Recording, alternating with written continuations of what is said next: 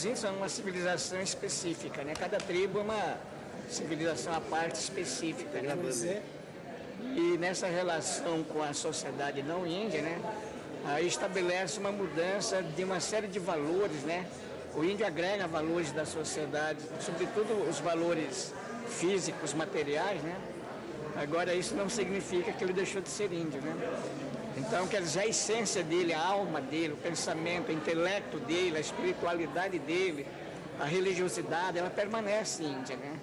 Agora, de que forma se dá o repasse desses conhecimentos para as crianças, para a geração mais nova, né? Porque os índios sempre foram sociedades ágrafas, sem escrita no passado, né?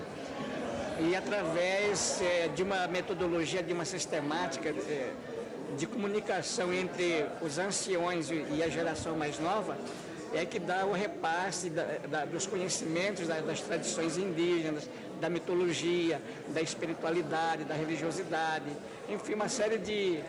tudo que compõe o arcabouço da cultura de um determinado povo, né?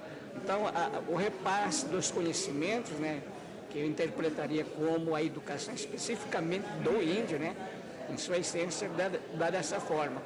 Agora, com uma nova sistemática que está surgindo em todo o país, em que os índios estão se organizando, em todos os estados, né, do Brasil, os índios estão se organizando, e nesse processo todo, né, os índios estão aprendendo a sistematizar através da escrita, através da organização dos professores indígenas, em vários estados. Aqui no Paraná mesmo tem a organização dos professores indígenas.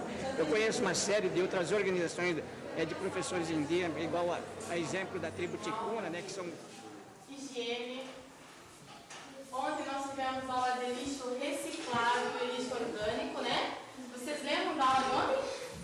Do lixo reciclado, lixo amarrar. Quem tem aqui, do lado indígena, eles têm para colocar ali no seu lugar de carregar. E você,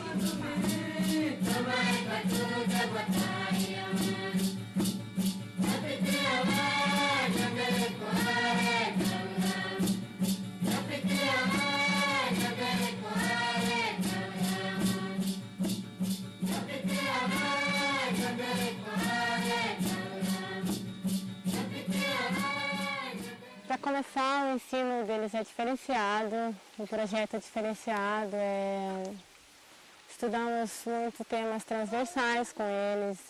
Eles são umas crianças que captam rápido, são muito inteligentes, o trabalho com eles é bem criativo, eles são muito criativos, são umas crianças muito inteligentes. O indígena, a gente trabalha com o cipó, com taquara, miçangas, eles fazem muito para vender, a gente faz na escola.